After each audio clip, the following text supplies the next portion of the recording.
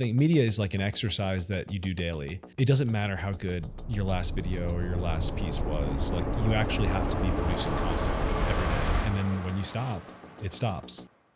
The war is for the inbox, and email is the last free distribution channel. Once we lose the inbox, which is inevitable because Gmail has a monopoly, and inevitably they're going to do some nasty thing, pay us basically, or you're done. And people will allow it, as they've always allowed encroachments like this. And the goal of a social media company is to trap people on their platform and never let them go. You know, when I started in venture, I was obviously trying to learn from other firms and what they were doing. And the one I found to have the best model was Founders Fund. There's a small group of people who need to think that you're cool, and those people love us. We never had a CMO before me. I've just gradually become the brand Founders Fund. I believe that we have the best brand of any VC firm because it's so differentiated. We're a small team. We're all together. There are 4 of us. You know, their marketing teams of comparably sized VCs are like 50, 60 people, and they don't have as good of a brand as us. Last year, I guess you made a decision to go back to Substack. It's an incredible company. They built the most important thing, which is like a place where readers are. For me, a great piece of writing, while I'm reading it, I know who the person is. I can hear them. It's like they're sitting with me. To be great, I have to love you and walk away remembering you. Besides notorious, I want us to be indispensable. People are like, oh my God, that sounds like a Pirate Wires piece.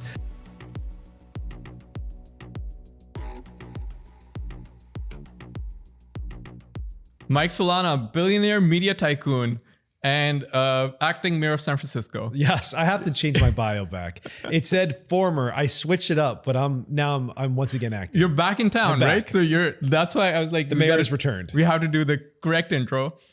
You're the founder of Pirate Wires. Yes. I first stumbled upon you because of Pirate Wires and not Founders Fund, interestingly. And it was, I believe 2022 or 23. Pirate Wires did this piece with Lulu Cheng on Going Direct. Yeah. That's when I found you guys, and I was looking for confirmation bias. Yeah. I thought that, you know, this was the right way to do things, and I'd started hosting events for, you know, my day job. I thought that was a great way to propagate whatever ideas and the best form to do it. And I was like, wait, am I wrong? I don't have a background in marketing, right? So I was like, am I wrong? Am I right? I don't know. Like, is this more people in our company should, you know, maybe tweet if somebody's doing sales, they should just, you know, go after their audience and not use the company account to go after the audience, etc. And then that article came out. I'm like, that is exactly what I started sending it to the entire company. I'm like, that's exactly what I was talking about. And, you know, that's when I started following you, and I've followed since then. Tell me about building Pirate Wires as the experience of just building that as a media company in the last 4 or 5 years, and how that is different from building a technology startup. So the difference between a media company and a technology? That's what you had a front row seat to for the majority of your career, right? But then, so they're totally different. They both use technology. I mean, like, every new media company obviously is using tools that have been developed in tech over only just the last couple of decades. So it's a new kind of media company that people are working on now that is only now possible. But in principle, like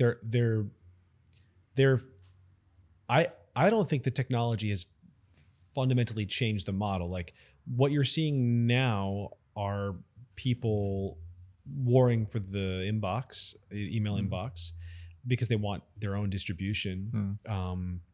And they're also using subscriptions. And so like this is, and a little bit of advertising revenue. So these are basically the kinds of things that people were using like 100 years ago at a newspaper. It's displayed differently and it lives in your pocket. So I think media means a lot more to people now, I think, than it did 100 years ago. I was alive 100 years ago, but that's my sense of it. But the business models are actually like pretty similar, and you're not quite scaling. You can scale better with this than you can by, like, you know, selling handcrafts or something, but you don't scale quite the same way that you scale in tech, where you develop like this small little widget that everyone on the planet uses, and it's totally neutral and voice independent. One, and then more importantly, two, the difference between media and tech is that in tech, once you develop something that is amazing, you know, that people want to buy, they just buy it forever. And I mean, Stripe is a great example of this. Like, they built something really important, and then it's a lot. It's like basically it's like you're selling that. In media, it doesn't matter how good your last video or your last piece was. Like you actually have to be producing constantly every day. And then when you stop, it stops. So I would say it's just much harder, and more. I think that's the main difference actually between the two. Media is like an exercise that you do daily, and tech companies seem to be pushing for some kind of escape velocity moment, where the company almost runs itself. What have you learned about building a culture of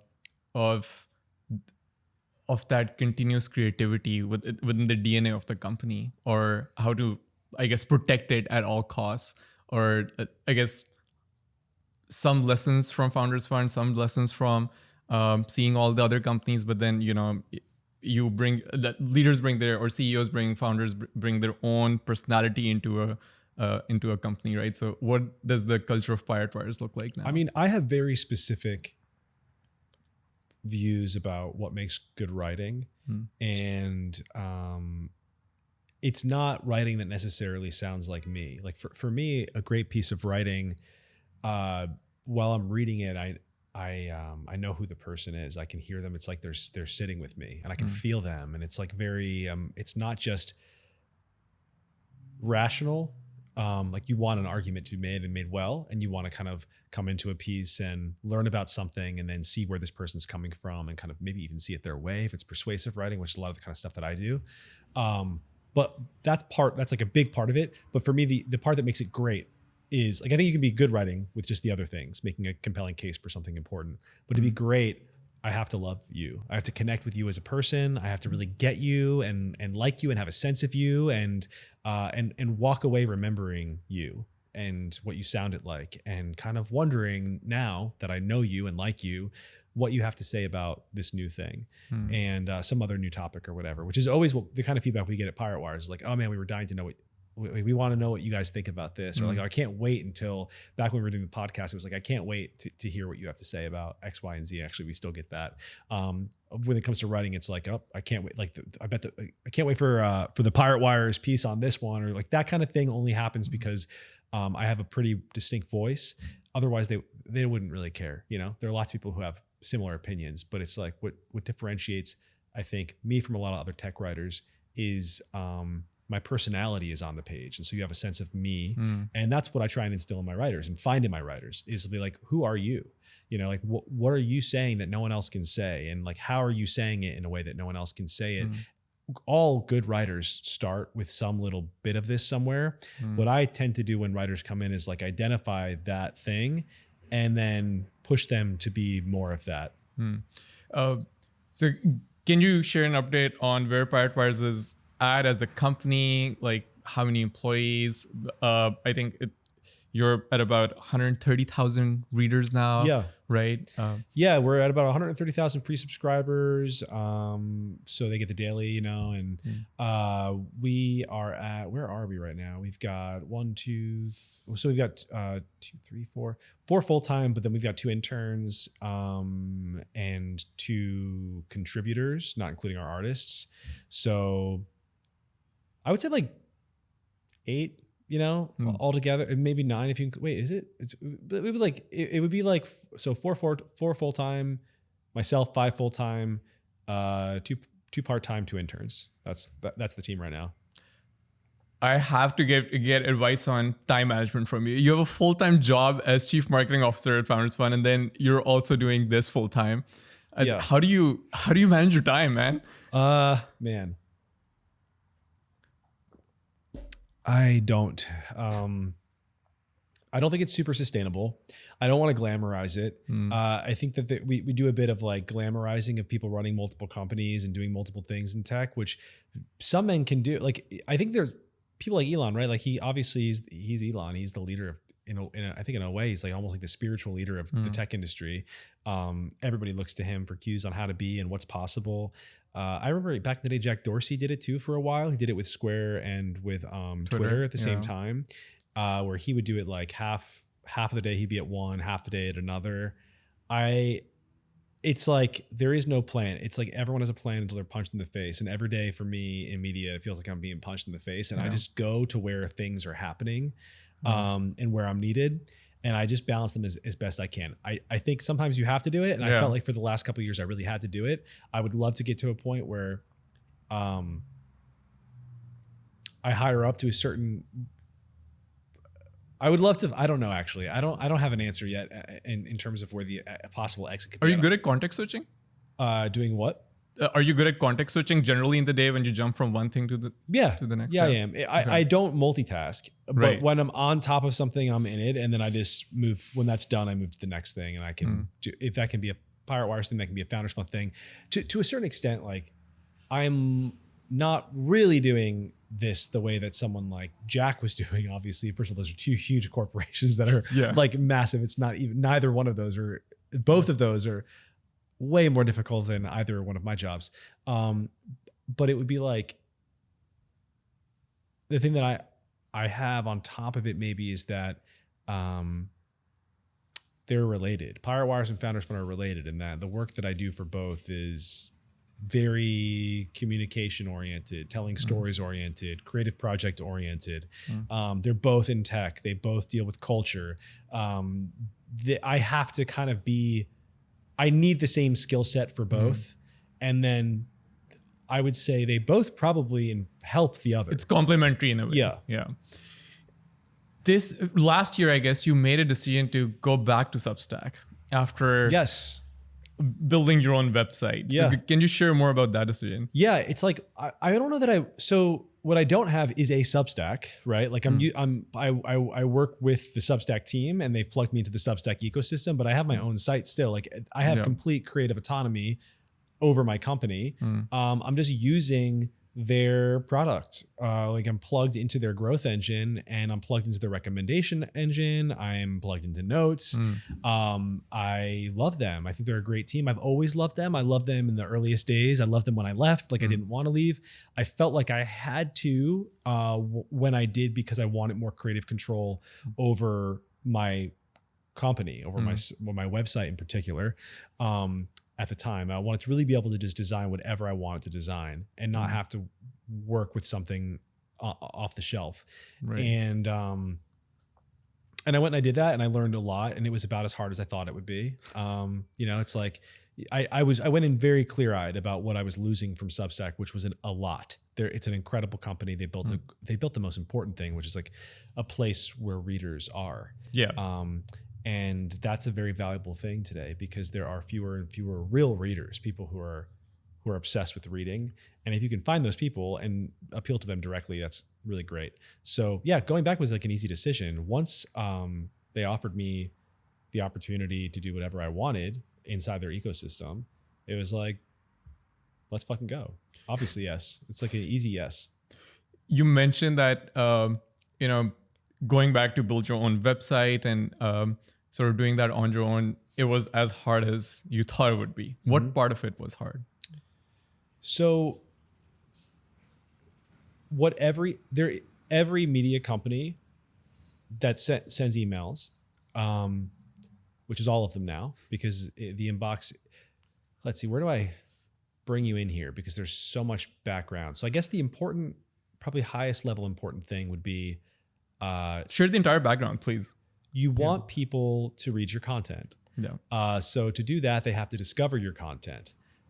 Where do they discover it, right? It's like people used to go to websites. They don't really do that anymore. I mean, some of them, like the New York Times, I'm sure gets tons of traffic every day, Drudge Report, things like that. But 15 years ago, there was a whole ecosystem of blogs and sites that people were checking independently of, even especially 20 years ago, independently of social media.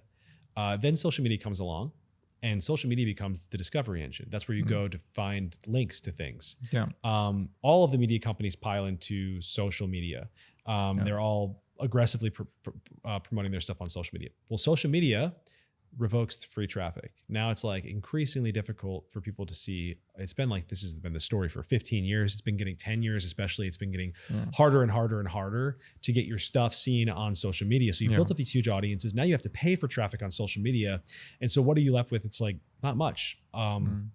You need to build your own distribution channels, and that's email. And email is the last free distribution channel. It's the last one where like you could conceivably build an audience who is happy to receive your stuff in their inbox every morning until Gmail switches off the function or starts sorting. They start sorting newsletters into the junk folder, which they are doing already aggressively doing. So it's like, it's pseudo free, and they kind of have to, right? Because there are too many newsletters, and there are people who are just adding you to newsletters, and there's so much junk that like they're trying. Google, I think, my sense is their heart is in the right place, and they're trying to help people sort through all of the noise.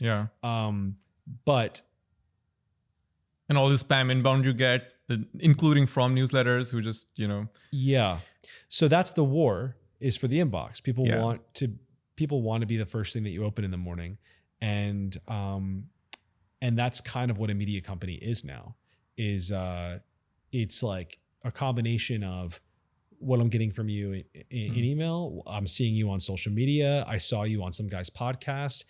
You're no longer, we're all a little bit decentralized. We're no longer in any one place, but the most important one, I for me, especially at Pirate Wires, would be, and has been from the beginning, the inbox. I feel like I went around giving context, and now what was the question though? Oh, the question was, what were the challenges as you build your own platform? Leaving Substack. Yeah, right? leaving Substack, building your own platform. So because the email is so important, the reason it's so important is because you need distribution. Every time you send an email, I have 130 something thousand about free subscribers across all our different newsletters now. Every single time we send an email, and this has been true since I've been writing, you lose subscribers. So that's just normal. It happens to every. There's no one who this doesn't happen to at a certain level of followers. It's different if you have got 20 people subscribe to your newsletter and they're your friends. Like, they're not going to unsubscribe. But once you have strangers subscribing, like, they get too many emails, and they make a decision every morning about what they want to keep and what they don't. And I do that, so I can put myself in their shoes and imagine everybody. That's the game. So attrition is part of the game. Like, everyone is losing every day, so you have to gain more than you lose. And to gain, you have to be discovered, and to be discovered in today's world means you have to pay for traffic. You have to pay for advertisements on Instagram, or before it was X. That product is totally broken now. So there are fewer and fewer places where you can go to be discovered. Did you try advertising on X at any point? I've advertised everywhere. How was was this post Elon, pre Elon? Before Elon. How was the experience? And then in the earliest days of Elon. When nobody was doing it. Well, people...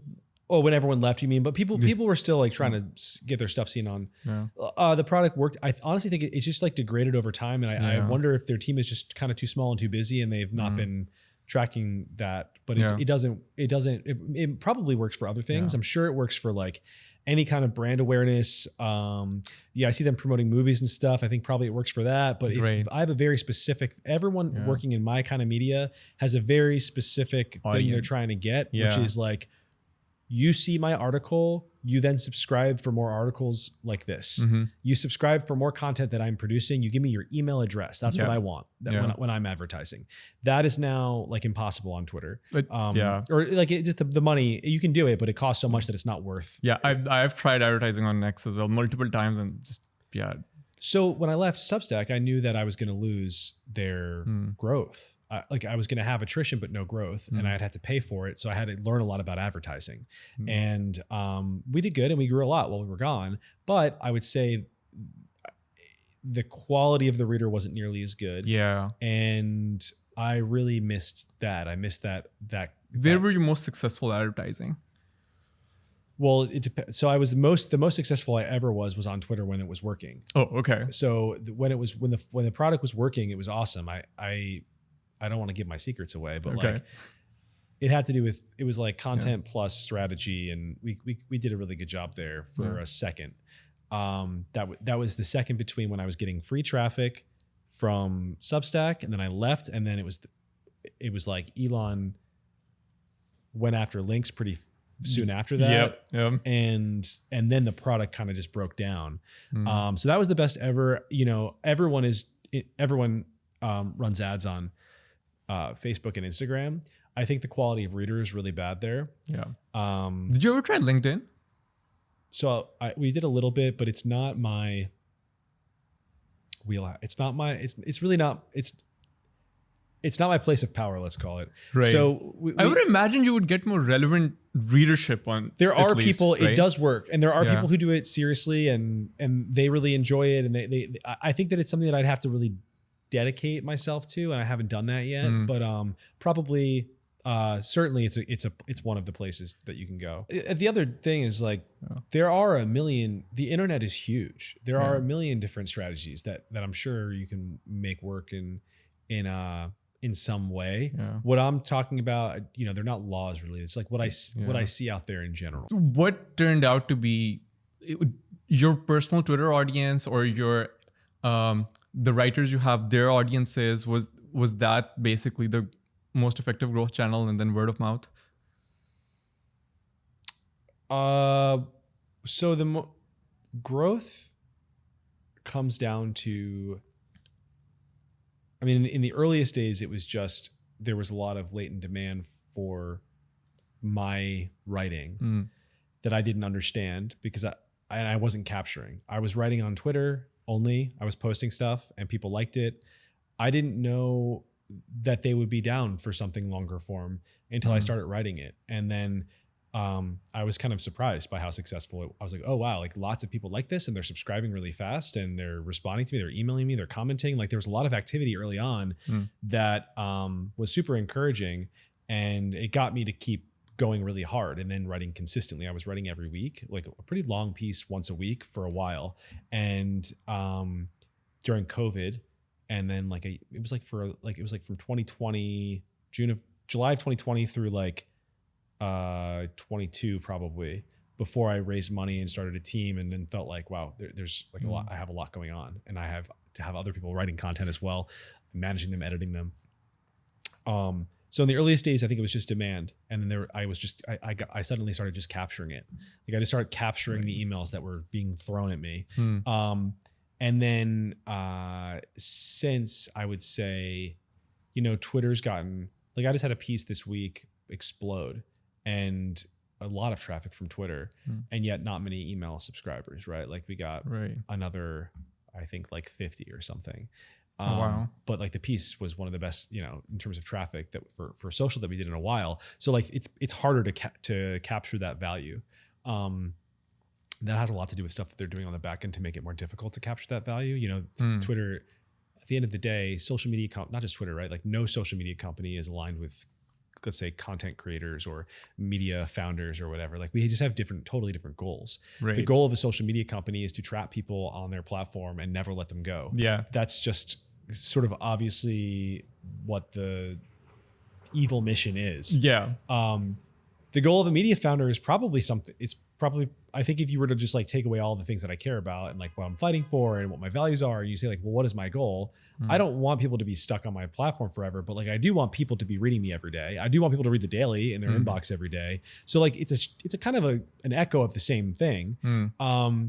And so we're kind of in competition for each other, which is the fucked up thing about social media, where they are trying to create a product that's great for their creators. However,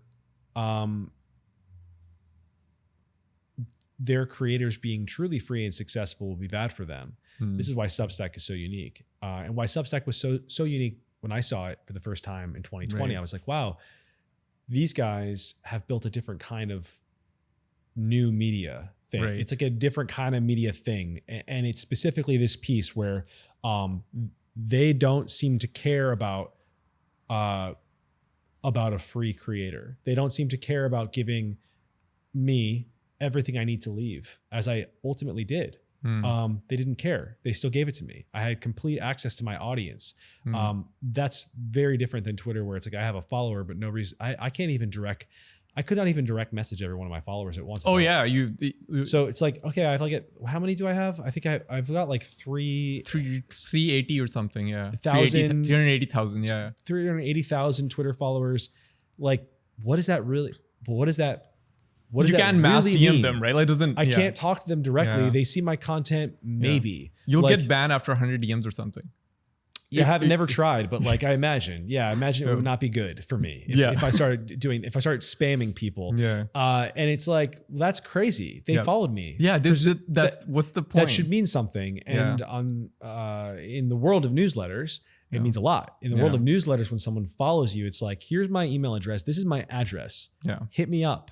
Call me. Like, tell me things. And I do, and they love it. And when they no longer do, they unsubscribe. And that's the way it should be. I love that. I think it's a much better relationship. Is it time to start collecting people's physical addresses again and send them? Well, I'll tell you what, it might be all we have. It might be all we have left. It might be all we have, right? Like once we lose the inbox, which is inevitable because Gmail has the competition is going and insane. Inevitably, they're going to do some nasty thing to like the newsletter subscribers where it's like, pay us basically, or you're done. That's how it'll start. Or it'll start with like, pay us for better placement. And then it'll end up being like, no. People who literally, it's their email inbox, you're going to be now manipulating what they see and what they don't see from people who are emailing them directly. Yeah. And people will allow it, as they've always allowed encroachments like this into their personal they space, don't actively think about it, so it just happens, and then you look at the aftermath of it 3 years on, 4 years on, and you're like, oh shoot, that's just you're way too far from reversing any of that damage. Yeah. So for now we're good, but who knows where we'll be as emails. I mean, also there could be an email killer. Some people are always threatening to kill email. Let's see. Do it. Give it a shot. I don't know. That's interesting. And then Substack, when there was that entire Twitter Substack sort of mini war going on, they launched a notes feature where the first year or so since launch, there was, not much activity there. But in the last 6-7 months, I've noticed it's really picked up. And there's activity there, at least. Like, the recommendation engine is somewhat good. I see content I want to see. It's like the Substack notes timeline, if you compare timeline, seems to be the relatively healthiest dose of information you're looking for, you're seeking. Do you see that it's somewhat becoming a thing? Well, remember, I'm pretty new to notes, right. So I've been playing with it for a few months, and it seems good. Like it seems good. It's nothing to compare to the attention I get on X. Yeah, but then it's more valuable because they also are willing to on Substack. It's a shorter path from there to my longer form stuff. On X, right. It's like it's a completely siloed off place. Like I basically just write on X at this point because I am addicted. Like I'm still going to be posting there because I can't help myself. But it's not really helping Pirate Wires. Right. It's like that bridge is getting. It's like the land bridge from the old world, the ice bridge that gradually melted. It's like that's what's happening right now between Twitter and Pirate Wires. Is Twitter still the first thing you check when you wake up in the morning? Like most of us addicted people. Yeah, I would say like is it Twitter? It'll be Twitter or Slack or checking in with my team because most of the Pirate Wires crew gets up earlier than I get up really early. I get up at 6 a.m. at least in San Francisco. But at that point, most of the Pirate Wires crew is already, sending links to the channel. Right. Like, what are we writing about today? So I usually will check in with them. But yeah, it's Twitter. Sometimes it's Threads. If I'm watching like, honestly, like the Real Housewives or something, that's where I go and I talk about it.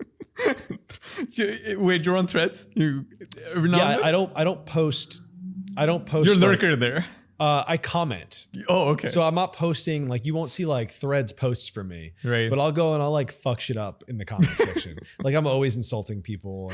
And, but it's mostly, like I said, it's like mostly housewives related. So it's not, It's just yeah, I don't recommend it. Personal entertainment? I would not follow me on threads. for personal entertainment. Yeah.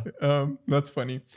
Well, we were talking about growth. I do have a question. Do you really?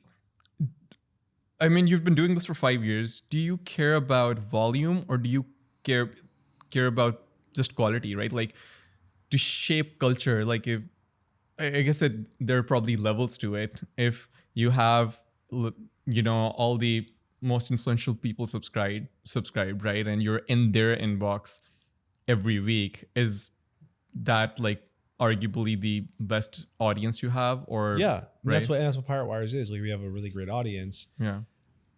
But it depends on what your goals are. Are we talking about?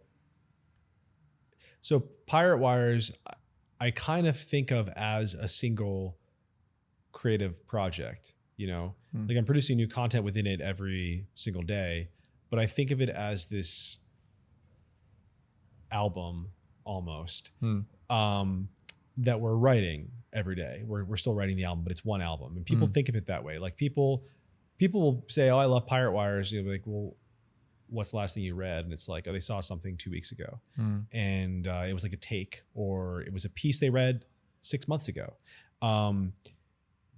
And that's kind of different. Like, the way it lives in people's head is different. That's like its cultural impact, which is way bigger than the amount of value that you're able to capture as a business. Right. When it comes to the business, like the people who are reading the daily every morning, that comes down to just, you have to be producing every day. It's not about it's quality, yes, but you have to have quality and quantity. Ben Thompson from Stratechery is really good at this. It's like, everyone says that if you ask your audience, like, what do you want? They're like, I just want high quality stuff. Infrequency is fine. Like, if it's just once every few weeks or something, even as long as it's really good, that's all I care about. They don't understand what they want. Right. Maybe they believe they want that, Yeah. but the numbers do not indicate that that's what they want. What people want is consistent. They want consistently published pieces. They want they want quantity. Right. They want quantity almost more than they want quality, especially paying subscribers. Right. So like the paying subscribers, we will get conversions based on a demonstration of value, conversion from free to paid. They will actually tell us like, oh, like, I wanted to read these articles that you're publishing on these different days. And oh, it seemed like I was between these two newsletters and this stuff over here and like this thing once a week, that's enough for me to pay. Like, they wait until they feel like there's value behind the paywall. And that comes down to the amount of things that are there that they don't have access to. It was very like simple. I think it's a very simple thing that probably everybody understands in media, but. No, so what I was trying to understand was not just quality of content and or versus frequency of content, but also, volume in the sense that subscriber base. Like, actually, let me rephrase the question. If you were writing the master plan for Pirate Wires, right? Like the Tesla master plan, what would you want Pirate Wires to be?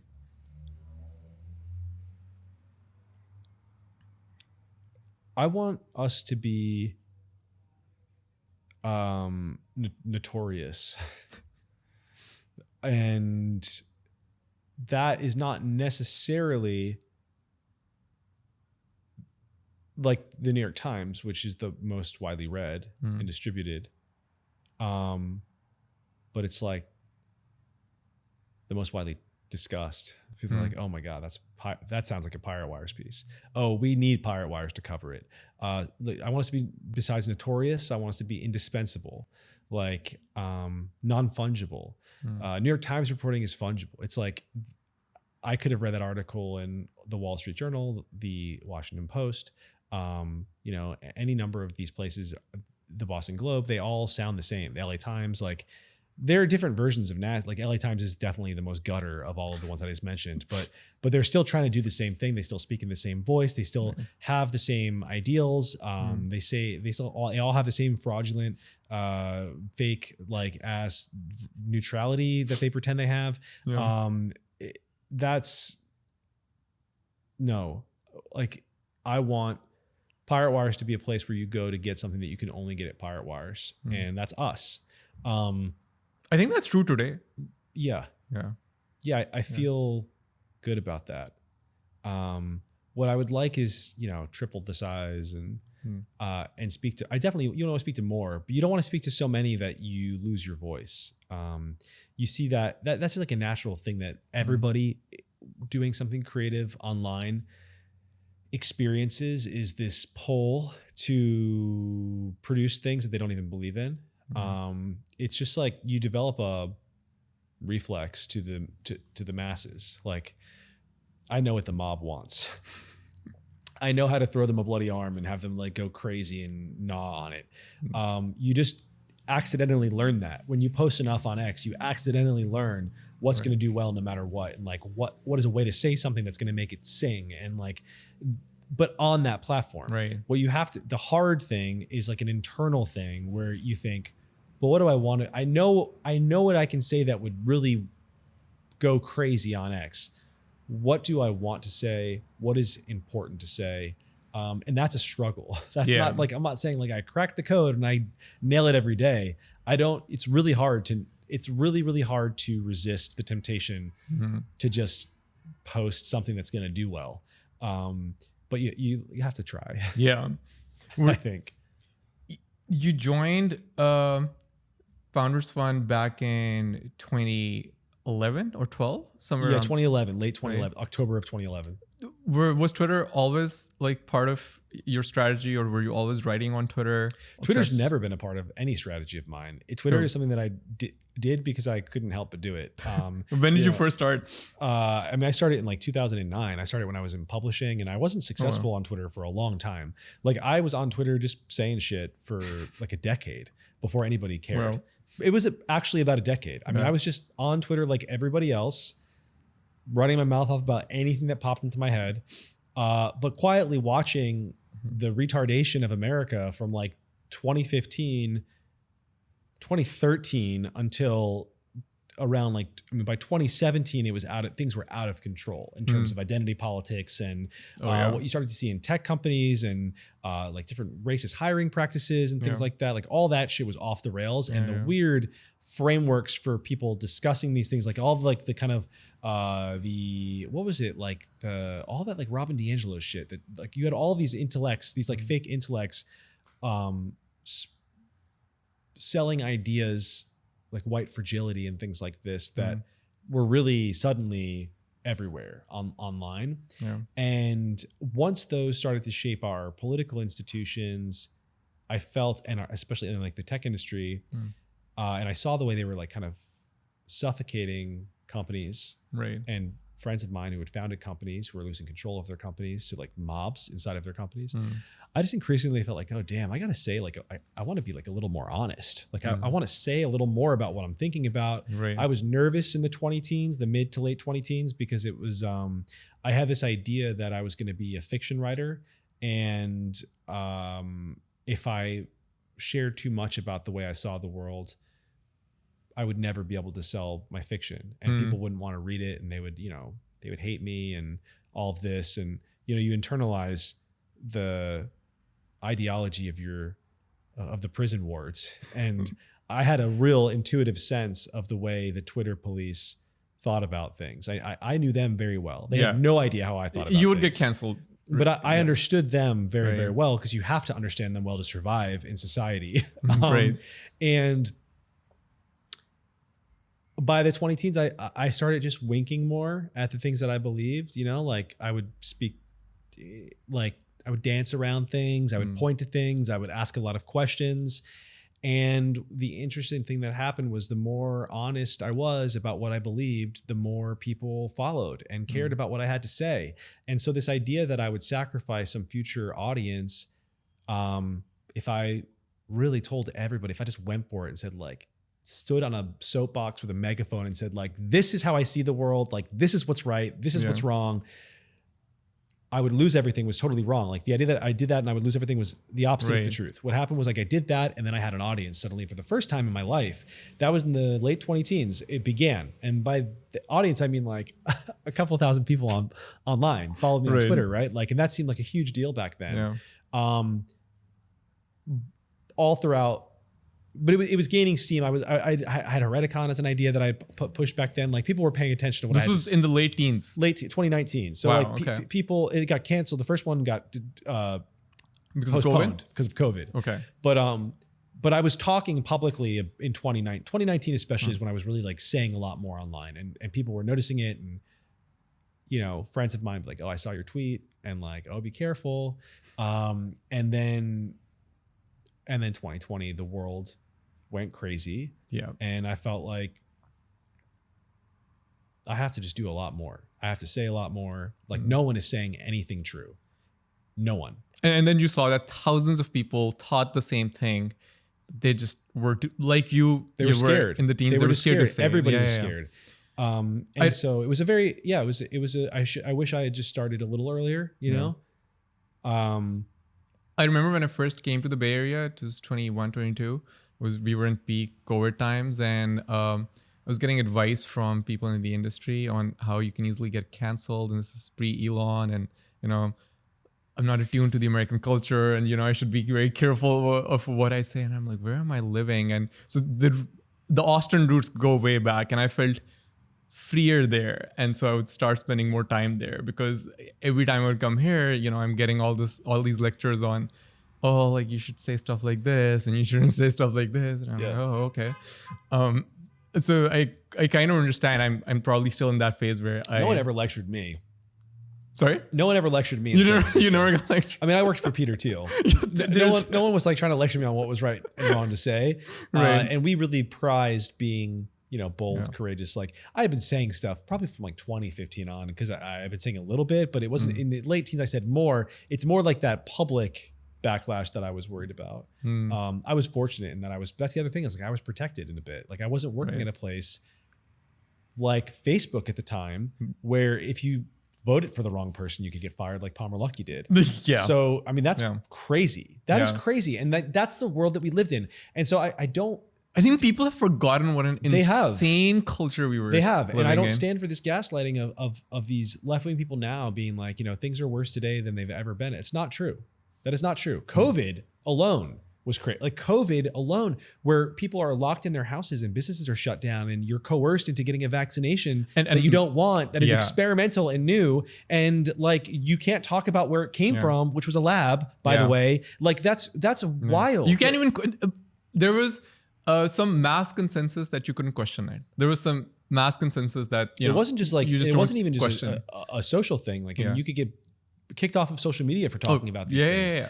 So it was an enforced ideology that was really bad. And that's when the misinformation banners started first popping up, right? Like to curb all the questions around COVID. Notes was a response to that. Yeah. And that was Jack Dorsey's own response to that. You know, people think sometimes that Elon created Community Notes. He did not. Elon mainstreamed Community Notes. Community Notes was an experimental project that was launched. 21. It might have started while Jack was there, and certainly while Agrawal was there. Right. Is when it like you had a small group of people using it, and then Elon like mainstreamed it, and made it a huge core part of the way that he was going to moderate things. And I thought it wasn't going to work. I thought, well, you can't just crowdsource you can't a small group of people who I can't see. There's no way they're gonna do a good job of this. I've seen all the fact checkers; they always are super terrible and biased or whatever. But whatever however that works, it works. Yeah, it's a fantastic tool. It's been incredible. It works. Good. Generally speaking, it works in this way that I find important, which is like you get a little bit more context. More context or another point of view or And it's very different than a fact check, which is like, this is wrong. Here's the truth. This will be like, it's still POV, but it also is that. So I actually I can't get to the bottom of why it seems it's all voted on too. I guess maybe that's the thing. It's a difference between maybe a small group of truth arbiters versus thousands and thousands over a period of time. But there are thousands and thousands on there voting. And because I'm always asked to vote on these different things. Right. And that somehow gets us to an approximation of the truth that I find pretty valuable. I'll often, because you guys, I don't know if you're a part of the community notes program. No. But once you're a part of it, there are all these pending notes that you see. I see. And so I'll hit a pending note and I'll learn more about the tweet there, like without fail. It's always great. No. You know, are you familiar with the company Angel Studios?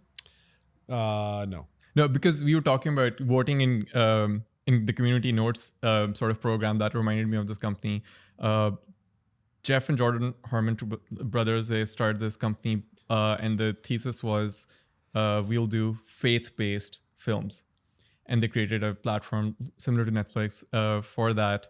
And they changed the model to, we'll do profit sharing with the filmmakers, and that will hopefully bring down the cost, because Netflix follows the cost plus model, which, is basically sets you up for bad incentives. And the way they greenlight films is getting votes from their guild members. They have a community of almost 1.5 million people now. And I was like, how do they have so many guild members? 1.5 million people from what country? It's global, but majority of them are from the US. Were they just like actors and stuff? No. Like people like you and me who subscribe to Netflix. Oh, that's what you mean by guild. I'm thinking like union, like no. It's basically subscribers. So their subscribers can vote, and I'm like, oh, that could go either way, like because so how they described this was, you have tastemakers in Hollywood. That's like the elite gatekeepers of what people like you and me like, and they've lost their way, and so we wanted to try something different and see if people who are seeking this content. Imagine if your subscribers in Pirate Wires were telling you what you could write or what they would be interested in seeing. Well, they do tell you. They tell you with their traffic. They tell you. Imagine if with their open rate. They tell you with their shares. That is true. You get information. You get feedback. That is true. So they've used that mechanism to greenlight any new films and work with filmmakers, and that's sort of worked out for them. They went public in September. It's a interesting experiment. The experiment continues, but cool. Yeah, that's what voting reminded me of. It could have gone either way. Like the community notes could have gone either way too, but it's sort of it really could have. I guess, does this teach us we should give people more credit? We should trust the public? Well, it's not the public, right? It's a group of people who've been selected. So selected, yeah, I guess. So it's actually like, I don't even know what to call this system. It's an aristocracy or something. I'm not actually sure what you would call it. It's like a shadow aristocracy. It's like, who even are they? Yeah. Like there's no like little badge out next to my name that says I'm one of these people, but I am. Go back to the aristocracy. But there are a lot of these people. It's not like, it's not like a small third party group of fact checkers. It's a curated group of people. It's curated, but I'm not even sure who. I don't even know. I've tried to figure out and I can't. Okay, going back to Master Plan of Pirate Wires, on Packy's podcast, you mentioned how you're inspired by this one company, Disney. Oh yeah. Yeah. So tell me more about what you mean by that, and what about Disney inspires you? What doesn't inspire? Everything about Disney inspires me. I think it's like the purest example of an American company ever. It's so American.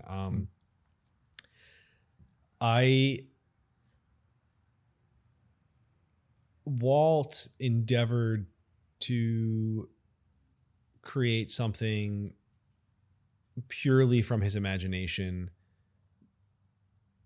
that lived in the real world. So ultimately, his career starts in cartoons.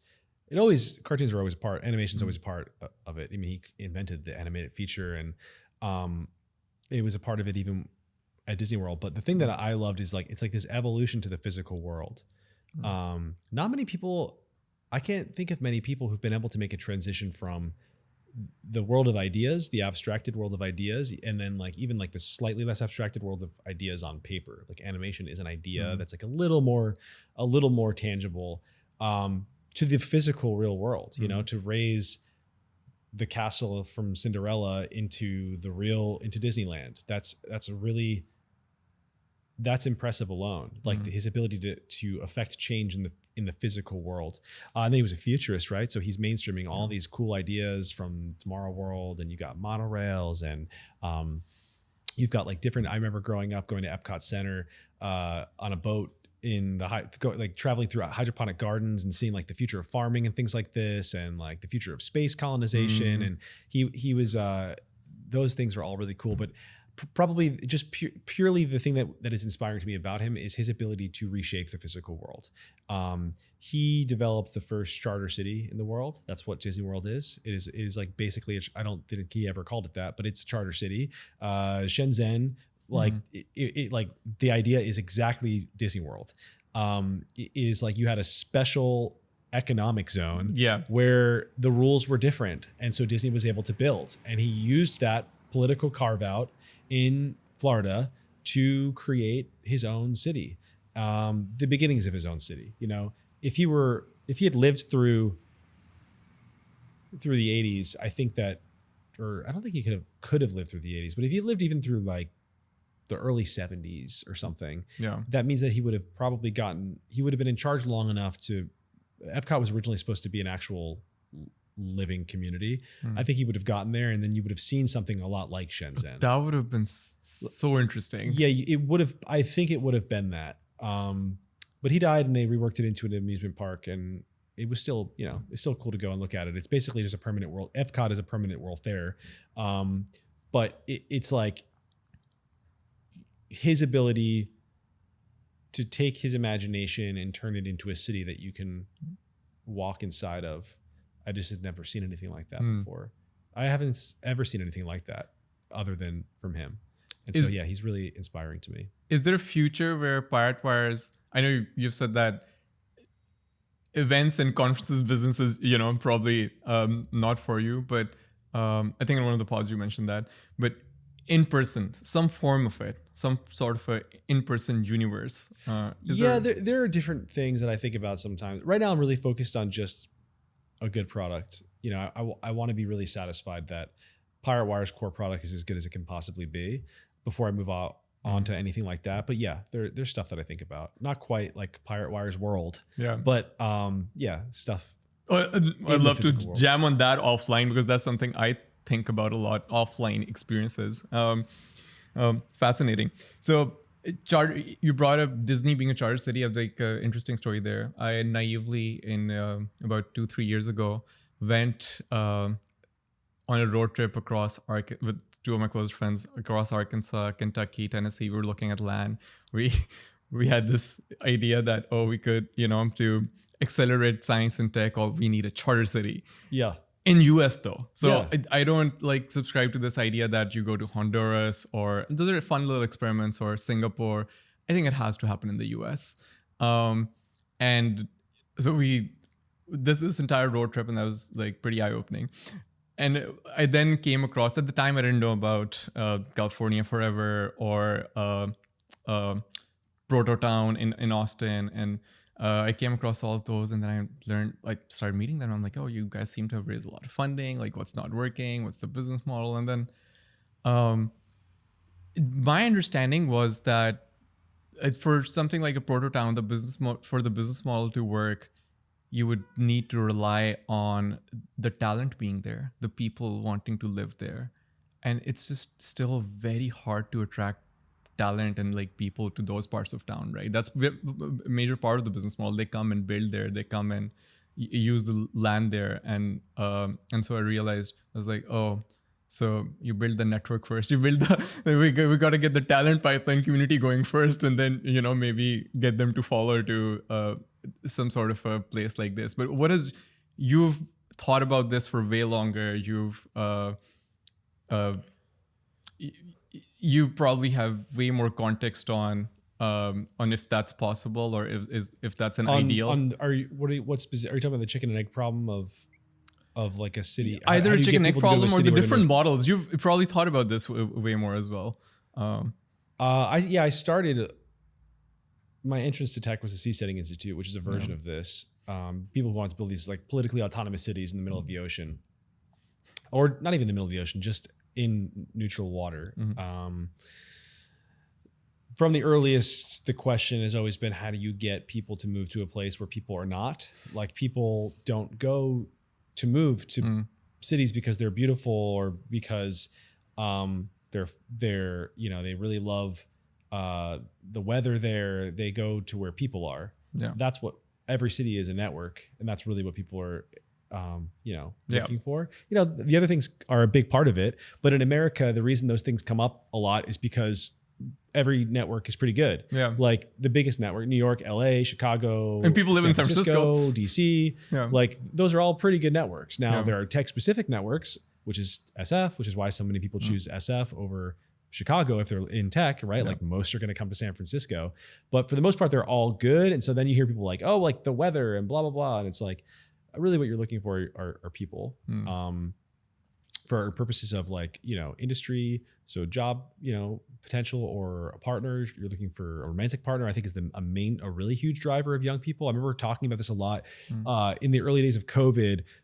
There were people who really thought that remote work was just going to stay forever, going to be here forever. And like, this is out now what human society is going to be, us in these little Wall-E like bubbles, talking to each other on screens. And I was like, it was so depressing. Oh my God. It just, it is not going to happen. I mean, now it's obvious it didn't happen, but I was like, it will never happen, because the future of people is people being together. Like always, you young people especially are looking to bang.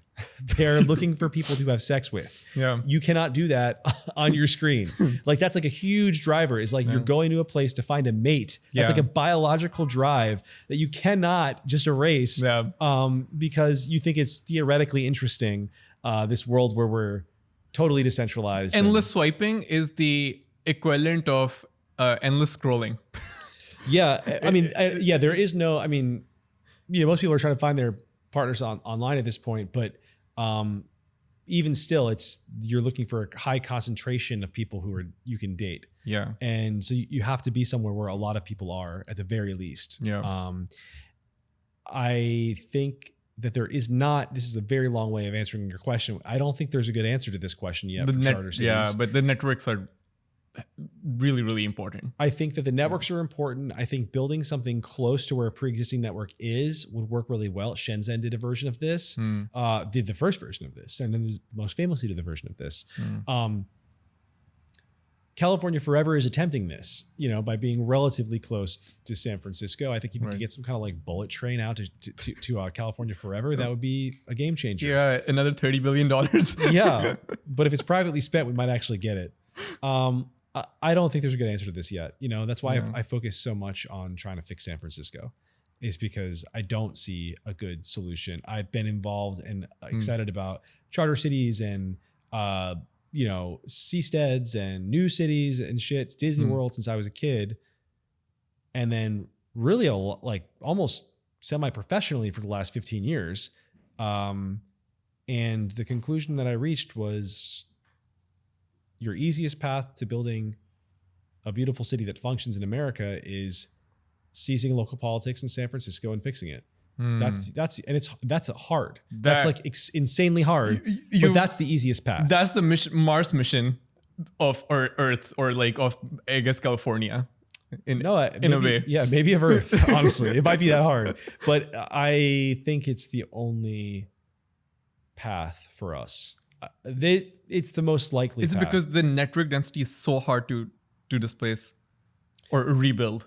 The next Silicon Valley will not look like Silicon Valley. It will be a completely different place. It won't be called Silicon Valley. It might not be, who knows what it might look like. Yeah, I mean, there might not be. It depends on, I think there will be, though. It depends on, like, the thing is, if it depends on how many people you need to do something and where you can find those people. So the next Silicon Valley, if we're talking about tech companies being built in the world of AI, clearly those are built by way fewer people. You need way fewer people to build an AI company right now that we're seeing than you did to build a search engine, which was like a fraction of what you needed to run Amazon. So it depends on what kind of companies we're building. I don't know I can't predict the future. Well, I guess the debate is out, and hopefully, we can in a few years go back to this discussion and see where San Francisco is at. Well, I don't know if so everything changed for me once this wealth tax was floated, because I felt pretty hopeful until that. I felt like, okay, we have a lot of people there who are willing to fight. There's a lot of money there. The population is still pretty depressed, but there's a path. It depends on how the government responds to this ballot proposition. There's the 5% billionaire tax they're calling it. It's actually an asset seizure, and that it uniquely impacts founders as written right now. We'll see how it changes over the next handful of months. I need to see how like Newsom and the political establishment here respond to that. They can't stop it, but they could champion something else. They could try and pass a law that changes the way that the ballot proposition hits. You could outlaw, for example, asset seizure of the kind that it's targeting. I don't know. It's just we're in this period, unfortunately, of uncertainty right now. We'll have a lot more clarity, I think, in 6 months about where I feel. I was super optimistic. Now I'm like pretty nervous about San Francisco, and we'll see. Are you also considering leaving? So I would love to stay. I will stay unless the industry leaves. If the industry leaves, then what am I doing here? Yeah. I write about the industry, right? Yeah. Like I work for on the Founders Fund side, I'm working at a venture capital firm. Being where companies are is important. On the Pirate Wire side, I cover people building technology and their impact on the world. Like if no one is here, then the only reason for me to be here is I think it's pretty, and I do think it's pretty, but that is not enough for me. My life has to be here, and all my friends right now and all my colleagues are here. If they all leave, before, it's just such a different conversation than we were having in 2020. In 2020, the conversation was very much personal. It was very much, crime is de facto legal right now in San Francisco, and you can't send your kid to a public school, but you're expected to pay X amount of dollars every year. They want to abuse you, and they want to insult you. The politicians will insult tech and you specifically. And these like crazy mobs are running rampant and like attacking Google buses and shit like that. That was earlier than 2020, but in 2020, we were kind of finally dealing with it, I think. And it was like, maybe you leave. There was this one of the very first successful piece at Pirate Wires, my successful piece was a piece called Extract or Die. And it was about these themes. There was an idea back then that tech people had come to San Francisco and they had extracted all the value, and they were leaving now with value that belonged to the people of San Francisco. And my premise was like, you didn't make these people wealthy. San Francisco did not make talented,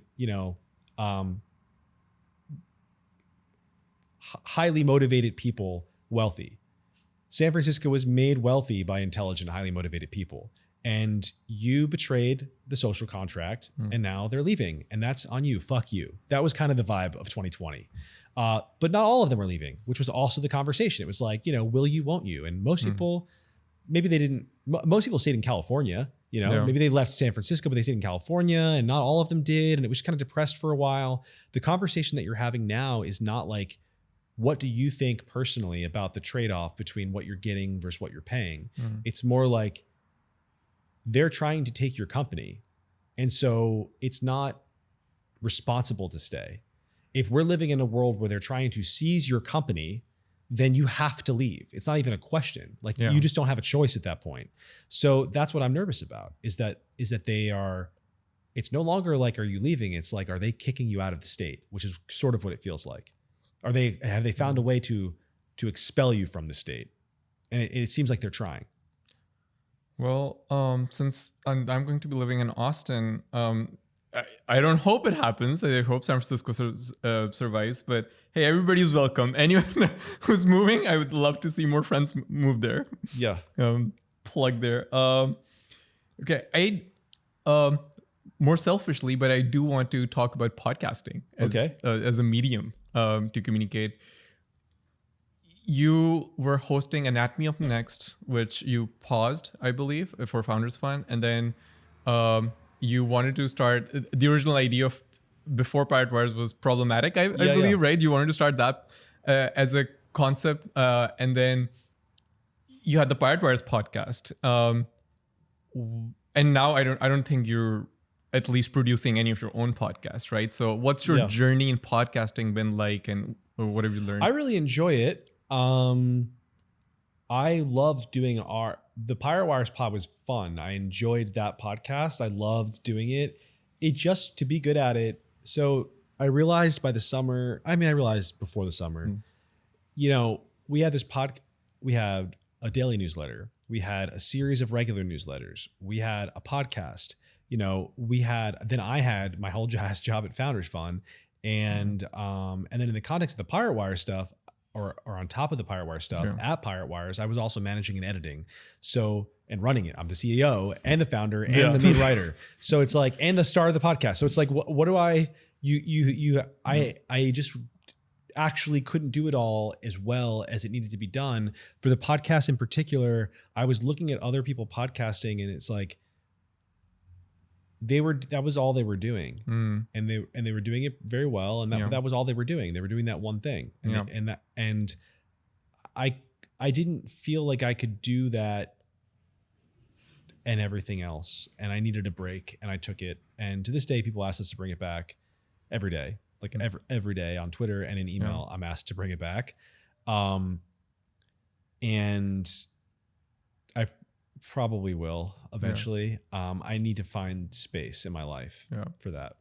As I would tune into you when you would come on as guest on the Moz podcast every now and then, and the Pirate Wires pod every now. I think you had a very interesting way to speak about topics. I wasn't a regular, but as I was researching for this and saw you put your thoughts out, one thing I realized is you are as open as one can be. And there are not a lot of recurring themes I see. Like I see, you changing your stance on things, like, 1 year apart, if you listen on the same topic, and really goes to show that you're an independent thinker, which, the world has very few of, so this is like, thank you. Add to the calls compliment.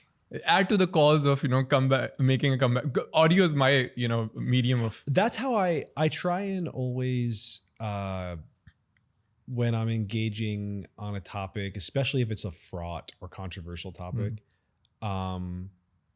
I try and make room for, first of all, I try and acknowledge my own ignorance. Like there are a lot of and biases, which is so and certainly my biases. Which is which was incredibly refreshing, by the way. Oh, thank you. Yeah. I think acknowledging my bias is kind of like the theme of Pirate Wires. That is my thesis on media. Is that was where it was born. Truly, was this idea. It was born. Pirate Wires was born as a furious fuck you to the current press, which was telling us they were these unbiased arbiters of truth. And in the early days, I would be like, no, you're wrong. And they would say, oh, well, you're so biased. Look at this thing that you said over here. And I said, I know I'm biased. I'm admitting everyone is biased.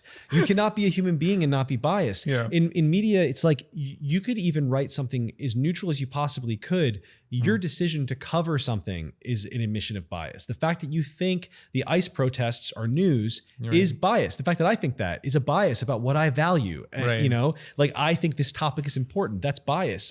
And I think that if you're going to be, the only honest way to do media is to own that. Acknowledge, own, and then go from there. This is where I'm coming from. So you have a sense of how I feel about this. And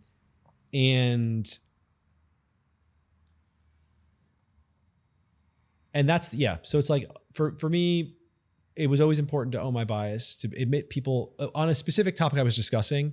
I needed them to know how I felt about it. I'm not going to hide and say I'm reporting on this soberly. No, it's like, this is how I feel about illegal immigration or something. Like this is how I feel about, censorship at Twitter. I'm against it. And for the following reasons. And now I'm going to tell you about these assholes responsible for it. So when I tell you about those assholes responsible for it, you're going to know I hate them already, and you're going to have to take it with a grain of salt. Like, this is what I have to say about them. Because I feel so strongly about it. And that was my approach in podcasting as well, is to be like, to make space for that, to make space for disagreement. And then also, my own opinions have changed so much over time with new information and as the world has changed. And, you have to have some core things. But I don't even think it's necessarily a virtue to change your mind. But I certainly have over time. And do you think you perhaps maybe in your writing come off as too strong? But like, as if people hear you, or people especially who, don't agree with you or dislike you, they hear you in a conversation, like on a pod, I think they would like you more. Oh. That's my perception, because you hesitate to comment on things you're not too sure about. And you would, if something is dynamic, you'd be like, it's changing and I'm not sure I truly know, I think that I do a better job in longer form writing than shorter form. Twitter is a combat arena. Yeah. And it's not a place where you're able to interject like equivocation and like much nuance. And you're not like, maybe this or maybe that. Yeah. It's like, you're murdering people. You're murdering ideas is what happens on Twitter. People are trying to murder you and you're trying to murder them before they murder you. Is a nightmare, dystopian information hellscape.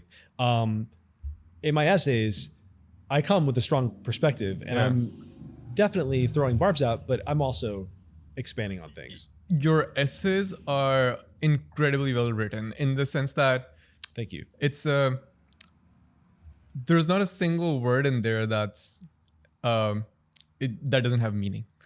Thank you. Yeah, this is I guess for brevity, they're probably some of the best pieces of content out there. Thanks. Yeah, I think that I like to think that I represent a different school of writing inside of tech. Oh, it is so different. It's like my own. It's not just, I have obviously my own style, but it's a perspective on writing itself that I think I have the only flag. I mean, it's my flag in tech. And then there are people who've written about writing before. I won't name names. There's one man in particular who's written quite a lot about writing. He like famously has opinions about writing. And I think he represents like an older thing and not a thing that makes sense in our world. And also was always kind of cribbing off of like Hemingway and stuff like this anyway. This idea that you're going to write not a lot, that you're going to write just very quietly. You're going to kind of you're just going to make things as clear as you possibly can. It's like, that's also an aesthetic. Again, it's a modernist aesthetic. It's not yours. You took it from, it was like all of those people writing in Paris and in the early 20th century. And it was great and it was cool. But it also, I don't think makes sense for the internet necessarily. And it's certainly not the only way to write. Like it's not my preference, but what it's certainly not is correct. It's not like there's a correct approach to this to this puzzle. It is just your approach, and that's what makes it different. Yeah, and that's why this is the Pirate Wire school. The Pirate Wire is separate from a company. Is like is a school of writing. Yeah. Do you think design language and brand matters? Yeah. When you're trying to differentiate, like the visuals, because I know you think it does, but like in what way? Because the Pirate Wire aesthetics are so distinctive. Yeah, I think it's everything that you produce has to. Nothing is throwaway is all it is. Right. Like everything is like you're not just going to go. Sometimes I mean we do news reporting and we'll be like, okay, I need a stock image that is the following thing, because that's what that's what the aesthetic you need. That's like what you're trying to convey to your audience. Yeah. Like I will sometimes play inside of a more standard reporting format, not usually with my own stuff, but stuff that we'll publish, where it's like, well, a more standard approach to image generation then, or image publishing is kind of what this piece calls for. And you're saying a lot to your reader before they even read it is like this vibe that they get about it, what to expect, how to sit with it. And so, it's very important. I don't know how else to say it other than I use the images and the typeface and everything else to convey a sense of who we are and where we're coming from. How long did it take to find that designer? I think it's just been evolving over many, many years. We had one really great guy, Eric Button, who oversaw a lot of the communication between our designers and myself, and he had a very strong, fantastic sense of aesthetics, which I greatly admire. And we were in sort of communication for a period of probably like 6 months when the site was being designed. Before that, I mean, the aesthetics of Pirate Wires came down to like headlines, image choice, like even things like for example, I think that there's an aesthetic choice being made when I write a paragraph or 2 lines, 3, or maybe especially like a run-on sentence. I love like a thoughtful run-on sentence that is designed to take a reader on like this exhausting journey where they feel kind of like, whoa, like kind of tired at the end of it. Like that's just like a device that I like to use. But when you punctuate that with like a page break and a word, that's aesthetics. Like you see that on the page that that makes you feel a certain way beyond the words that you're using. So all of those things were baked into Pirate Wires slowly over time from the moment I started writing. And that's like a conversation that continues to this day. How do you continuously improve your taste in design? I don't know. Some days I think I'm worse than I used to be. And, like you just go back and forth. Again, it's like a conversation, I think. It's like you wake up and you look around and you see what you like. And I think you want to be consuming. I saw, I was in Vienna this break for a wedding. I went to an art museum and I felt really inspired by that. And I'm like, I thought to myself, man, I need to be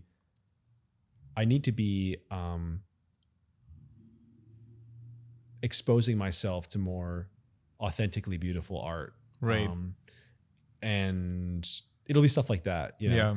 It's just like, it's a forever process. And what are your sources of sort of information, or are there newsletters you subscribe to, or is it primarily books? So I read the New York Times.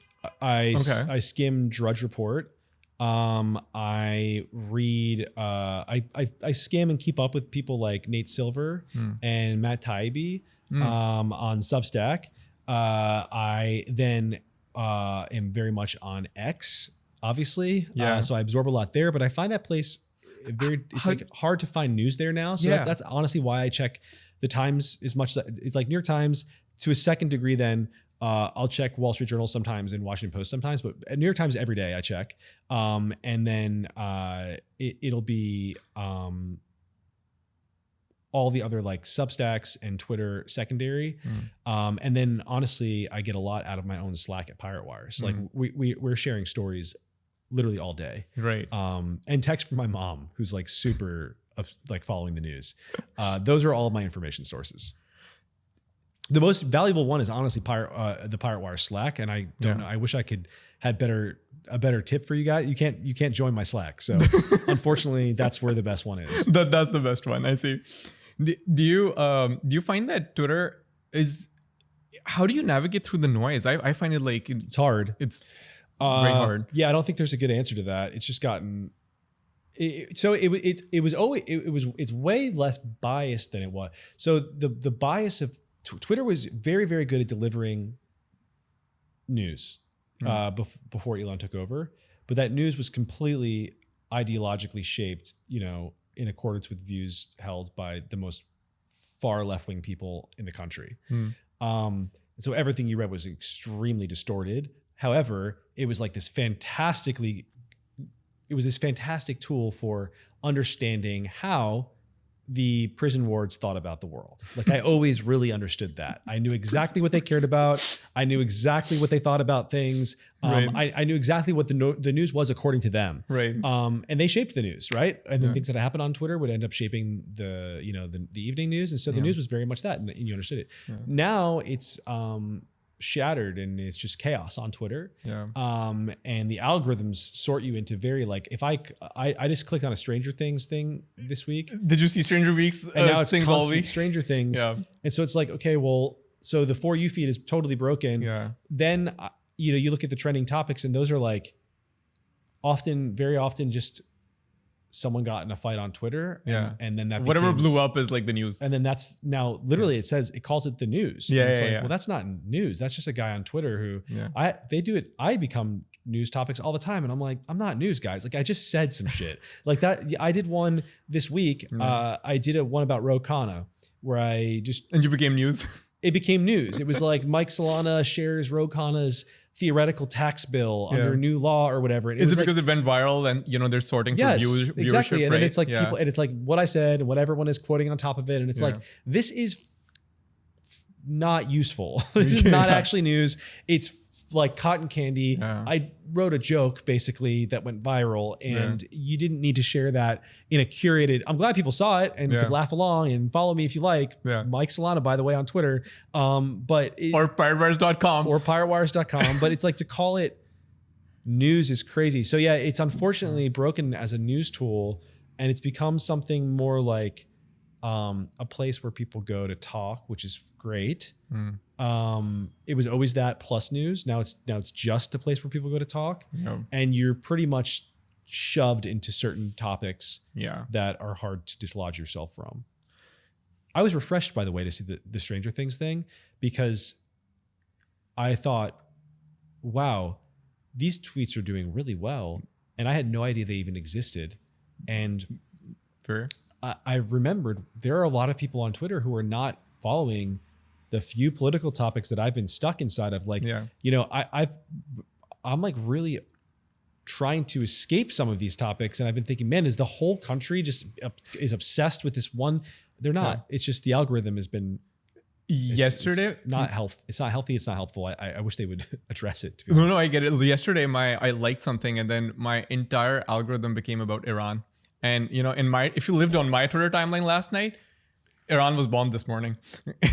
This is, but you know, Iran is crazy because I didn't see people discussing it on Twitter. Really, I saw it on Threads first. Oh, interesting. And then I was like, man, it's not nervous is the wrong word because it's not my country, but I was like, it seems like something crazy. I was becoming more aware of Iran. Right. But I was curious why, you know, wasn't on the mainstream really. No one was covering it on the Times or whatever. And then no one was really talking about it on Twitter. And then one day I saw this tweet that was like, if I wasn't on Twitter, I wouldn't know what's going on in Iran. And I was like, what? And then I clicked it, and then suddenly the gates opened, and I'm like, oh, here's where all the Iran content is. I just hadn't like clicked the right button. I didn't cast the right magic spell to alert them to the fact that I was curious about. I'm interested in Iran. The revolution, the ongoing revolution and mass murder of protests happening in, you know, this really important Middle Eastern country. But, you know, now they know, and they tell me what's going on.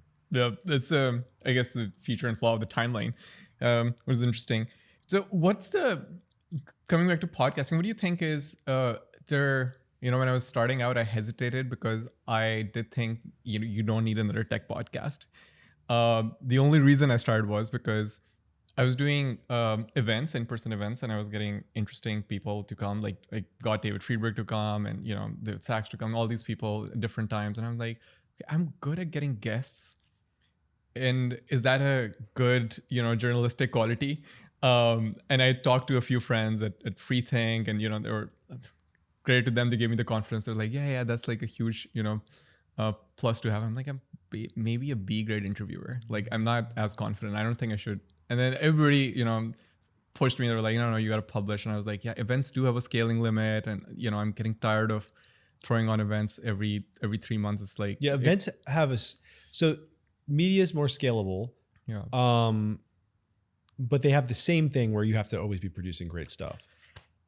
Yeah, I don't frankly think, like, I've probably recorded, you know, 30 odd episodes. I would say not every conversation is great, and I feel terrible about it, right? And it's maybe, you know, 10 great episodes in there.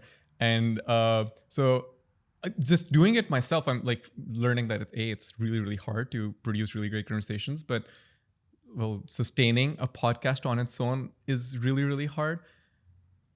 And I don't know if, you know, the world needs more podcasts. So I'd love to hear your take on it. I don't think about it that way. I've never thought about it in terms of like, I think that I follow my own internal like compass towards things I find interesting. Or things I personally believe are important. And it's less to do with the medium than it is to do with like, I have something to say and I want to share it. And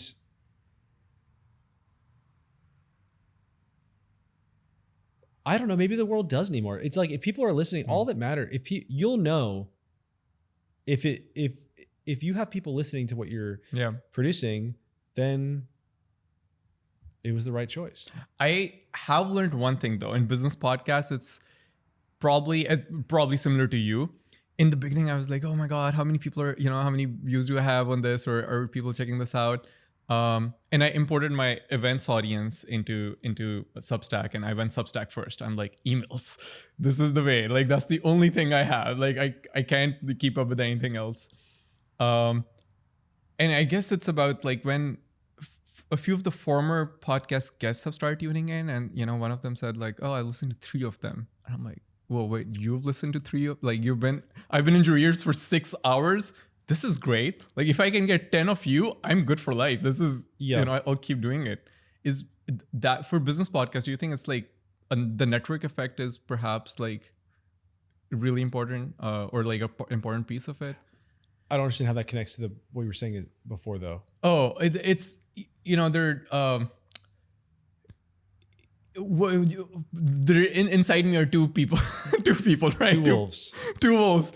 And one thing's that, you don't need more podcasts. And then one of it is like, oh, there's some network value in it. Like if you get the right I think it's quality. like if you enjoy it and you find it valuable, that's the answer. I started enjoying it. Yeah, I started enjoying it. Then you're good to go. Yeah. Like, I don't think nothing else matters.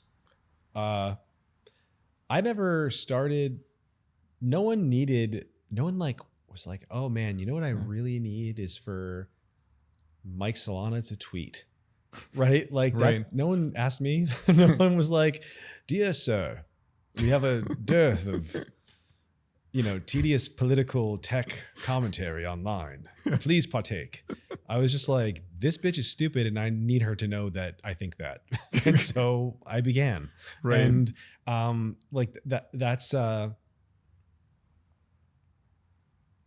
I don't know that that's good advice for the world, though. I think maybe you should be more thoughtful about the careers you choose and the things that you do. Yeah. I just follow my heart. Yeah. I've always followed my heart. Yeah. And with writing, this is one that I felt like the only one. Not only was I not receiving an invite, I was holding myself back from it for a while. And I just ultimately couldn't. I did it because I couldn't do anything else. Like I remember when I was in high school, I was into theater, and I had a theater teacher. He was like, obviously every kid thinks they want to be an actor. When they were doing theater in high school, they all want to be an actor. And I was one of the better ones, but it was like the leader of them, honestly. But it was still the same question. It was like, oh, I want to do this, but what do you think? For a minute, you want to be an actor. And she's like, I think that if you have to do it, if you cannot do anything else, nothing else, and you just have to do it, then you have to do it. But if you can do anything else, you should do that. And I do. Interesting. That's kind of how I ended up in media. I don't even, I worked at a weekly in Boston, and I hated it. It was called The Weekly Dig. It was cool, and they were like edgy writers, left wing, but I was very left wing back then. And I thought, this is not for me. And I've been in media since, like in some version or another, I've been doing media ever since. And like, it's like, I just can't not do it. It's like, I cannot shut up. I can't stop. And so that's why I'm here. Yeah, you did mention earlier in our conversation that, you wanted, the reason you hesitated earlier on being open on Twitter was you wanted to be a fictional writer at some point. And I've written a lot of fiction, but didn't have the audience. They didn't care about that. So that is when you started pivoting away from. No, I never pivoted. I was like, I was going to go back. Like, I never thought of myself as someone who was going to be doing like commentary for a living. Right. But you can't help it. But I just couldn't help it. And on Twitter, it's like, it's right there. So I'm going to share my opinion. And then all of a sudden there's an audience there. And it's like, well, wait a minute. Now I can do this more seriously. I can hire more people. I can raise them up and give them a platform and watch them grow and do cooler things. And the really addicting thing is once you start to make an impact, once you start, and you don't get credit for this necessarily. I don't think maybe writers never get credit for this the way they deserve. Some do. I see some people get more credit than they deserve. Certainly I don't get much, but the reward is like, I've watched tech culture change in a way that has become more open to disagreement on things and open to hearing what other people think about things and also more aligned with my values. Like that's been rewarding. I've really seen that. And I really think that we've had the chance to be a part of that. And it's something that I'm like both proud of and excited about. And, you know, you don't do media because you have tech returns. You do it because the impact is insane. Yeah. And that's why everyone else in tech wants a media company now, is because they recognize the influential power of media. Yeah. And let them try. They'll fail because you have to have taste, and none of them have that. Yeah. But none of my competitors have that. But that's what you get in media. Is like you get the influence. You get to tell stories, and if you're good at it, people will listen. And those stories shape the way they see the world. And, you know, that's really important. That's an important function. You know, when I started in venture, I was obviously trying to learn from other firms and what they were doing. And the one I, you know, just found to have the best model was Founders Fund, because I didn't have the words to describe what you guys were doing. And then Mario at The Generalist wrote that article. And I think it's part 3 on this soft power initiatives of Founders Fund. And I'm like, yeah, so that's what it was. and that like it, I guess that does describe taste, where you have like all these independent brands that have audiences of their own, that have followers of their own, which is up until now has been very unique. Like you, for example, 0 to 1 has incredible impact. Like even back in, you know, it's still like the most relevant. I had to go reread it because I heard from 3 successive guests who were affiliated with Peter, who said that, oh, the investing strategy is 0 to 1, or somebody said the company building strategy is 0 to 1, and I'm like, well, I keep hearing this. Yeah, it's nuts. This is nuts. You know, that's how I started at Founders Fund, was working on Peter's class. So CS 183. Right. So that became the book. Like, so I was there from the very beginning of that one. Exactly. You helped, you know, write 0 to 1. Well, I wouldn't say I helped write 0 to 1. Or I would say the that lectures, I helped Scott Nolan and I worked with Peter to distill all of his thinking into classes, into chapters, which became the titles of that book. All the graphs in that book were designed by either me or Scott. Like all the content, the content is Peter's. Yeah. But we ran the editorial process, which right. put me on the front row to the way that he thought about the world. That was, you know, the most important, formative, probably 6 months of my life. Which is like the best business education probably that one could get. And then you have the Hereticon. Yeah. Which is a complete, you know, when you go to the website, there's no affiliation to Founders Fund. You can't really tell if it's associated to Pirate Wires or Mike or, you know, Founders Fund, but it's like an ideology that exists for, if you know, like, it's like, if you need to know, you know. Yeah, if you know, you know. If you know, you know. If you need to know, you know. Like the people who I want to know. Yeah.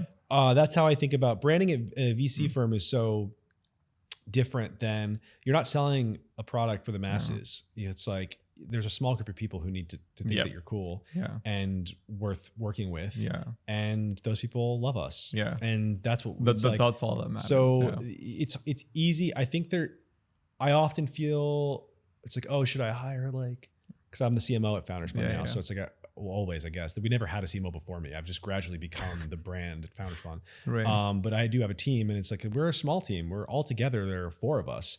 So it's like, well, do I hire, you know, their marketing teams of comparably sized VCs are like 50, 60 people this is more. And wild. They don't have as good of a brand as us. Like we have, I believe that we have the best brand of any VC firm because it's so differentiated. It's just so, I'm proud of it. Obviously I'm biased because I run it. No, from afar, having observed, you know, ever since breaking into venture, like I'm like, oh, they've done something very, very different. Yeah, we're in our own lane, and that's a very special thing. And it's like, we don't need more because we have everything that we need. And it's like the ego of me wants, well, I want like a team of 100 and I want to be producing all the content and like, but do we need that? We don't need that. Yeah. And I probably picked up a lot of that from Peter of like, you know, you do as much media as you have to do because anytime you do it invites mimetic rivalry. Yeah. And that ends up becoming war. Yeah. And it's like super destructive. So Yeah. you do what you need to achieve your goals Yeah. and no more. And I think that we've done a good job of that at Founders Fund. And I hope that we continue to do it. At the end of the day, like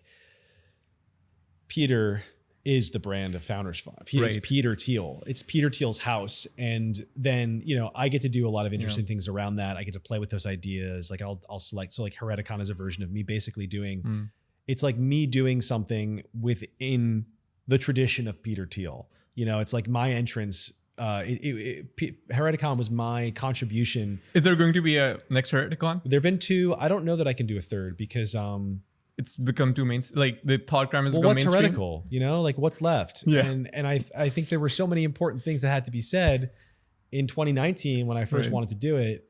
And then we finally did it in 2021 and then 2023, I think. Maybe it was 2024. I think it was 2024 was the Hereticon 2. So it was 2021, 2024. I said I would do it like every 3 years, like it was like the Olympics of weird ideas or something. But now I feel that I just can't think of a single thing that is both heretical, truly heretical, and important to say. And maybe that's just my own, like maybe I should be learning more and studying more and like trying to dig deeper. And probably that is it.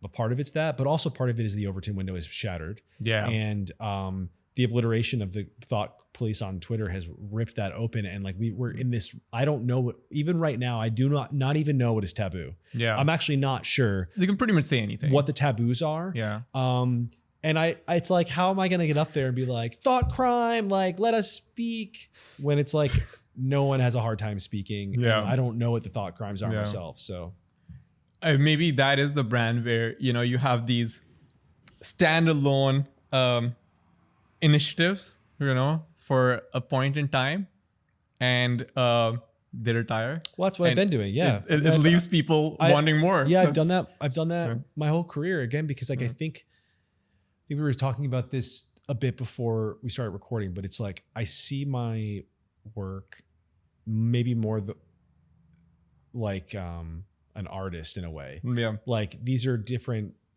projects that I've done that have been meaningful or failed. Like I've done things that haven't worked before. Don't hear about them because they didn't work. But most of them have worked. And it's like, you know, you create this beautiful thing and there it is. Yeah. And then you move on. Partly it's because I've been experimenting with different mediums for so long. It was like, you know, short form video to long form video or longer form video. It was short form audio to longer form podcast to then serialized podcasts, like full season long podcasts that have one thematic story, short form writing to long form writing. Yeah. You know, I've written novels that no one has seen, but that's the next step for me personally would be like to. It was great practice probably for polishing your writing. All of it was. I mean, all of these things have contributed to the same, to where I am now. Right. Yeah. But I think it's like,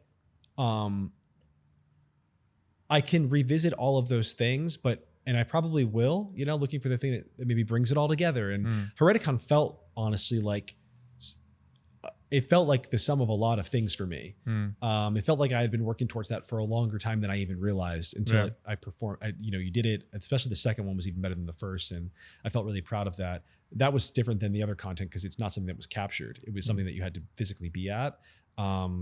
But that changed the way people thought. And in Silicon Valley, that became a meme. The first one, all I had to do was talk about Hereticon. In 2019, all I did was write an essay about it. And it captured people's imagination and it reframed an entire way that we thought about the world. I mean, people suddenly were like, what's your talk at Hereticon? You know, like what is, you believe in some crazy taboo or some controversy? Like, what is it? What's your like scariest thought? Right? Like that changed the way that people talked about things. And because everybody was getting canceled left, right, and center. So when by the time it happened, but when I first wrote about it, I was accused of throwing a Nazi conference by Anil Dash. Like it was fucking crazy. People were out of their minds. And that's because it was authentically taboo. Yeah. Like I was like, I don't care that it's a taboo. Right. I know that it shouldn't be. And I'm going to say something that needs to be said. And what needed to be said then was a meta commentary on things you could say. And we kind of said it. Yeah. And it's like, it's time to find the next thing that needs to be said. Yep. We'll do a quick rapid fire. How do you fight mimetic desires? Well, Peter would say that you can't. He has told this to me before. I mean, this is like people ask him, and it's like you can't. You maybe you try on the margins. I think I like to believe that being sort of aware of this impulse in people helps you a bit. I do believe it's helped me once or twice in my life back up from something that I didn't really want. It's just very hard to resist. I think awareness is the best thing it's the best that you can do is be aware. What has been the biggest takeaway working with Peter over the last decade or so? So I think that right at the very beginning of meeting him, like we're talking now, I think it was like, I would have met him in like 17 years ago or so, 16 years ago. He would say something that I thought seemed like, he said a lot of things I thought were brilliant, most things, you know. The one that he would say that didn't really resonate with me as much was like, oh, you know, true independent thinking is extremely rare. Like most people don't have it at all. Yeah. And like the average person literally doesn't think about anything. You know, like independent thought, really important. And it sounded like oh yeah, I agree. Of course, independent thought or whatever. The older I've gotten and the more especially as you're looking for writers and things like this to work with, or you're working on different projects with different creative people, that's the thing that he's like the most right about, I think, is that most people are literally not thinking about anything at all. Yeah. And they're looking for cues on what to believe from the people around them. And so now there's an important sort of actionable piece here. When you find someone who is bringing you authentically original ideas that they have come up with, they're very valuable and they're very important people, and you want to work with them. And it doesn't matter how old they are, like where they're from, like it almost doesn't even matter what the ideas are. Yeah. If they're like original ideas, that's the thing that's really important. And and I think that that's how he recruits in the world. And I think that's probably his best gift is his ability to attract and keep the loyalty of like incredibly talented people. Like he's just surrounded by talented people. And I think that's the key, is that the most talented people tend to be people who think about the world in their own way. Yeah. And in a way, I guess from the outside looks like there are vehicles to allow them to do what they want. There's a degree of freedom.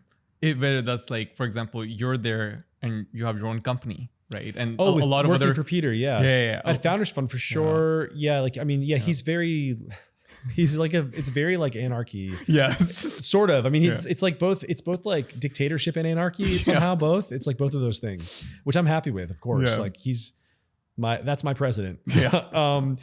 But like he's very do your own thing. You know, as long as it's working, it's working. What is your favorite? What was the most impactful book you've read, I guess, over the last decade or so that changed your thinking on something? Some of them are trite answers, but I have a handful. Like, I mean, I think that, so I lived 0 to 1, so I can't say that. But that's a good one. Check it out if you haven't already. You know, give Peter his due.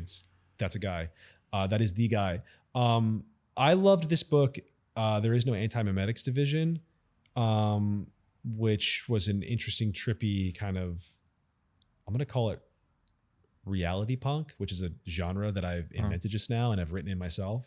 Kind of X-Files adjacent. X-Files maybe meets Matrix or something. That was a great book. That was recommended to me by Nadia Ekbol. And then I think I was the one who recommended it to Palmer. And she wrote a book on anti-memetics herself recently. Yeah, she wrote something. Yeah, but she recommended that book to me, and then I recommended it to Palmer, and Palmer has been recommending it to everybody. I believe that was the chain of. I'm going to put that on my list. I think this is the command. That's a great book. But that's not the trite ones. The 0 to 1 and that one are not trite. I don't even trite's the wrong word, but I like